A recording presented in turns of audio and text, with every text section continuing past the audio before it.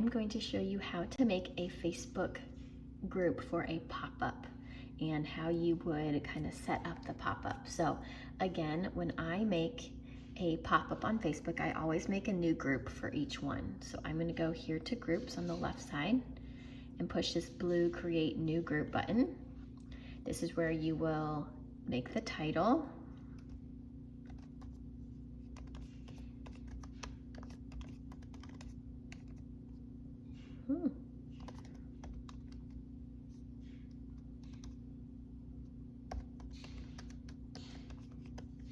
All right, and you'll choose your privacy, private, and I'm gonna invite friends later, but so push create.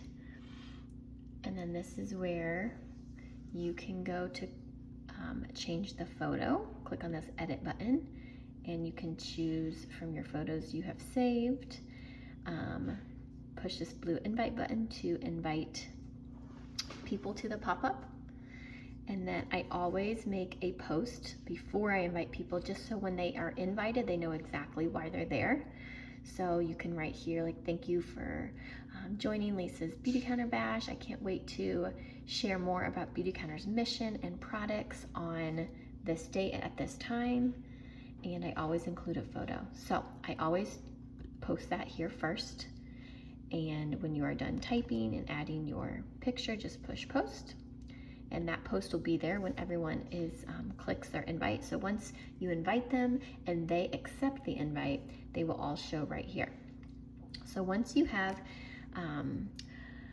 once people are coming and they're in this space, I like to do lots and lots of reminders before the actual pop-up. So I like to have this pop-up group created 1 week before you actually do the pop-up. That gives people time to accept the invite and do anything prior to the pop-up that you may have them do. So I usually will post here some reminders, like I can't wait to see you in 3 days. Usually before the pop-up, I will create a post of like, share how you know the host, and the people will be able to comment. So I like to do a few reminders before the pop-up begins. Again, this also, before the pop-up, I like to get it all scheduled before the pop-up. That way, in case anything would happen the day of the pop-up, you have everything ready, and it will give you the opportunity to answer questions and help throughout the pop-up instead of having to worry about posting. So when you are ready to schedule the posts, you just come right here to this post.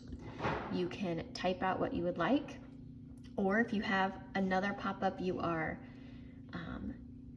copying and pasting from, you just copy it, come here and paste it, and always add a picture or video to just make it more eye-catching. Once you have your post and your picture or video, you're going to go to this button at the bottom right, to this gray square. It says schedule post, and you're going to pick, so let's say your pop-up is on Wednesday, April 20th. You'll click that date, and if this is the first post for your pop-up, let's say it starts at 8 o'clock, well, let's say 7 o'clock. I like to give a countdown before it begins. So the day of, if it begins at 8, I like to do a post at like 7 saying, hey, I'll see you in an hour, and I like to tag people. So let's say this is your reminder post, so you just click 7 p.m.